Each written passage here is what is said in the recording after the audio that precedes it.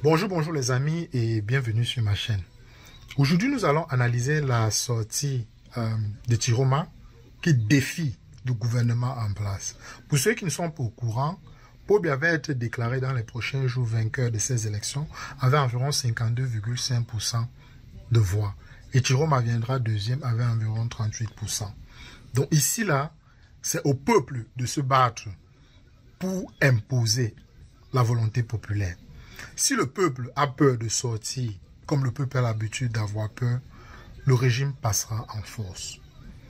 Les gens de la diaspora, j'ai entendu, je pense, Boris Berthold a dit qu'il y avait des ressources qui étaient en train d'être mises en place pour pouvoir soutenir ceux qui vont sortir, manifester violemment contre le régime en place et on va les payer 100 000 le mois pour qu'ils puissent avoir assez d'argent pour pouvoir soutenir leur famille.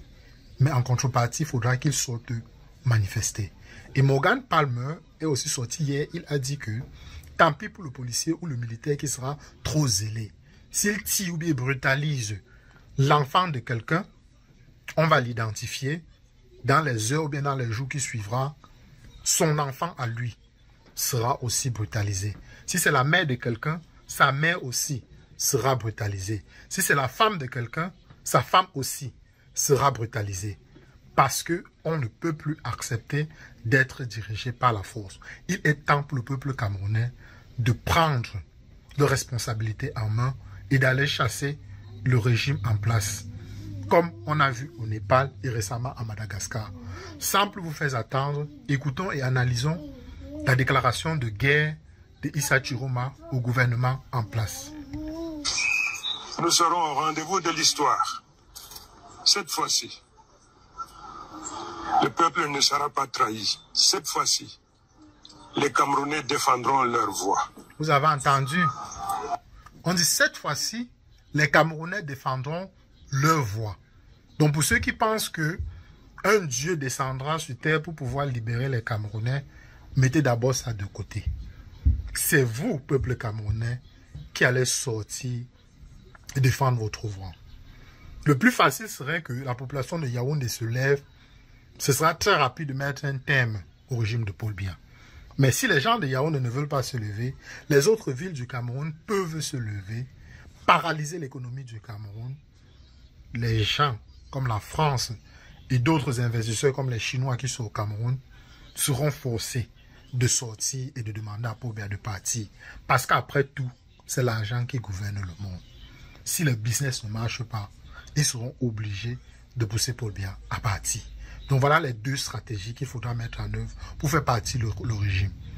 Il est hors de question que cette année, on laisse ces gens-là nous voler une nouvelle fois 7 ans. Continuons. Nous ne permettrons plus que la volonté populaire soit confisquée comme par le passé. Monsieur le Président sortant, vous êtes encore en fonction. Mais je suis désormais, par la volonté du peuple, votre vis-à-vis. Vous avez un bilan. Moi, je corrigerai ici. Issa Chiroma n'est plus vis-à-vis de Paul Biya. Issa Chiroma a été élu. Donc Paul Biya doit partir.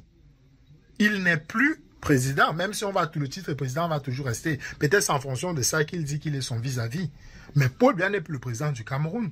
Il ne peut pas passer par force. En tout cas, pas cette fois-ci. Le peuple ne pourra pas laisser ça. Moi, j'ai un programme. Vous avez gouverné pendant 43 ans. Moi, je viens proposer 3 à 5 ans de transition pour reconstruire ce qui a été détruit sous votre règne. Ça, c'est magnifique. Vous savez que moi, j'ai été très prudent sur la chaîne pendant longtemps.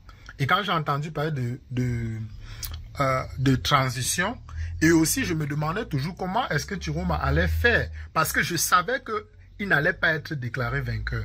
N'en déplaise à d'autres personnes qu'on a entendu que non, cette fois-ci, ils ne peuvent pas ne pas déclarer Chiroma vainqueur. Les gens ont tendance à oublier que nous vivons dans une dictature camouflée en démocratie. Il n'a jamais été que Chiroma ou bien quelqu'un d'autre allait gagner les élections au Cameroun. Moi, j'ai toujours su, et j'étais toujours prudent parce que j'étais prudent à 2 niveaux. Le premier niveau, c'était que comment est-ce qu'on doit faire pour récupérer le pouvoir aux gens là? Parce que je savais que Chiroma n'allait pas gagner. Et mon deuxième point où j'étais prudent, c'était que, et si Chiroma arrivait et il confisquait le pouvoir. Mais on peut en tout cas être quand même d'accord que la transition est le meilleur moyen pour nous de récupérer notre pouvoir, pour récupérer notre pays, parce que s'il y a transition et qu'il convoque une assise nationale et que les Camerounais débattent et choisissent le moyen de démocratie qui leur convient.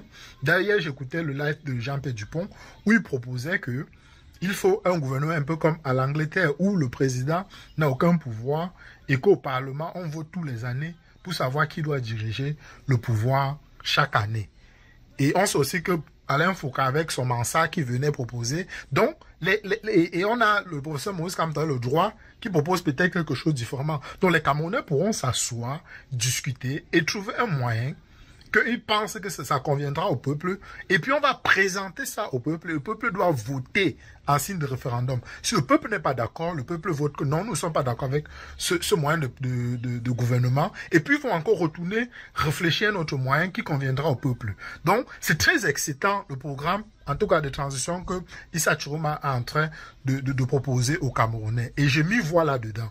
Mais pour que mes doutes puissent être complètement écarté, c'est quand on sera là-bas en train de débattre et discuter de quel type de gouvernement ira au peuple camerounais. C'est en ce moment que je vais pousser un ouf de soulagement. Mais pour l'instant, on ne peut pas déjà se projeter. Il faut déjà réfléchir sur comment est-ce qu'on va chasser ces gens-là.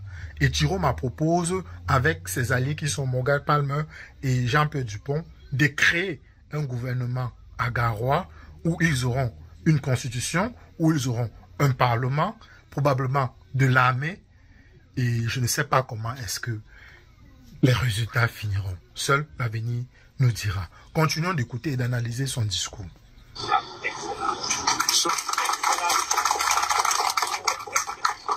Sortez de votre palais. Venez battre campagne. Venez débattre devant le peuple.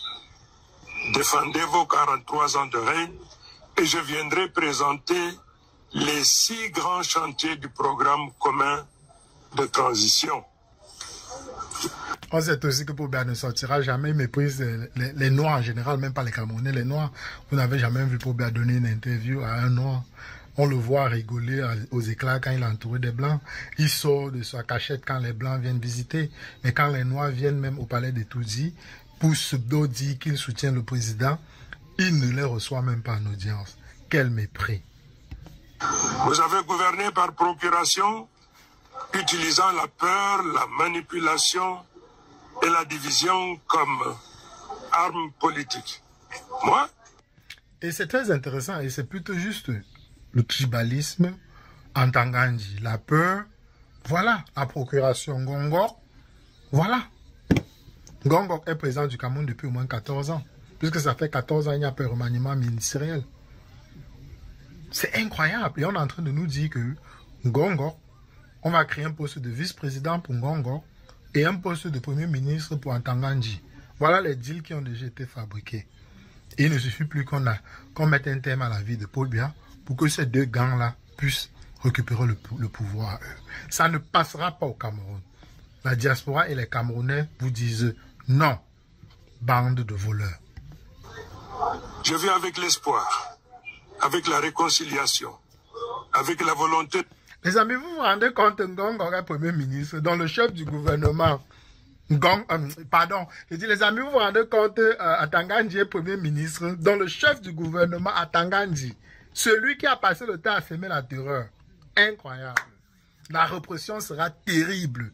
Les Camerounais ne pourront même plus respirer. Ils risquent de leur enlever l'oxygène. Ou il pourra même faire les Camerounais payer même avant de respirer. C'est idiot d'Ntangandji. Incroyable. Je n'arrive même pas à me projeter avec Ntangandji en tant que Premier ministre. De rassembler tous les Camerounais.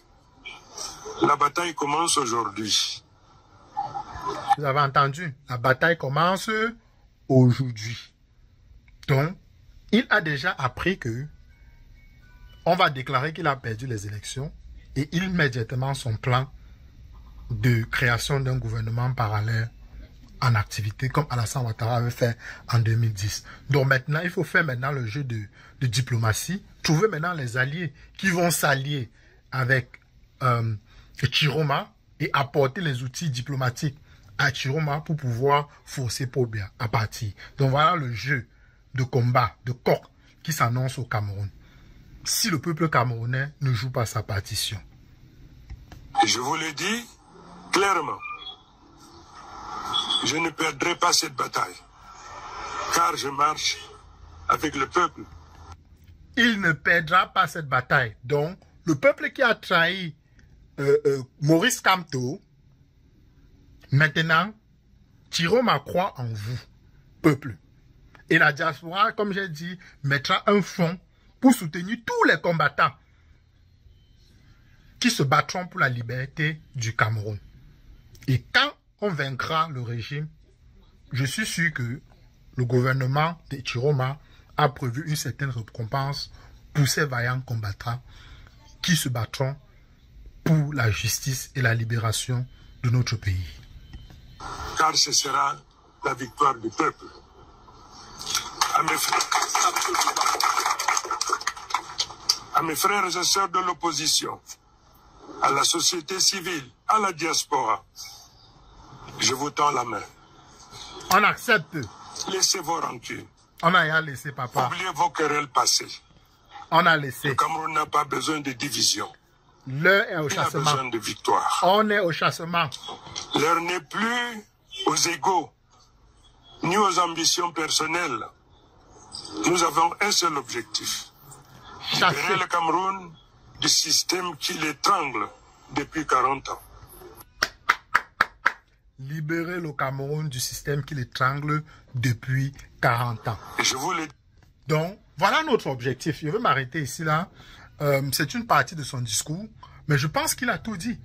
L'objectif aujourd'hui doit être de chasser Paul Biya et son clan. Quand on va chasser Paul Biya, on va voir après. Et de la même manière qu'on a chassé Paul Biya, on chassera Chiroma s'il ne respecte pas ses engagements. Mais la première victoire, c'est de chasser Paul Biya. Et on va avoir énormément de confiance. Et ça fera en sorte à ce qu'on n'aura plus peur d'aller combattre Issa Chiroma si jamais il s'avère qu'il veut s'éterniser au pouvoir ou mettre aussi son clan au pouvoir. Mais je ne crois pas que c'est ce qu'il veut faire. Mais il est toujours prudent d'être prudent. Mais au moins, il faut d'abord remporter ce premier combat contre le clan Biya pour pouvoir engager énormément de confiance et pour pouvoir aller lancer probablement ou pas un potentiel combat si Issa Chiroma décide de nous trahir. Mais pour l'instant, ne parlons pas de trahison. Donc voilà un peu ce que je voulais partager avec vous aujourd'hui, les amis. Prenez tout soin de vous et on se retrouve très rapidement dans une prochaine capsule.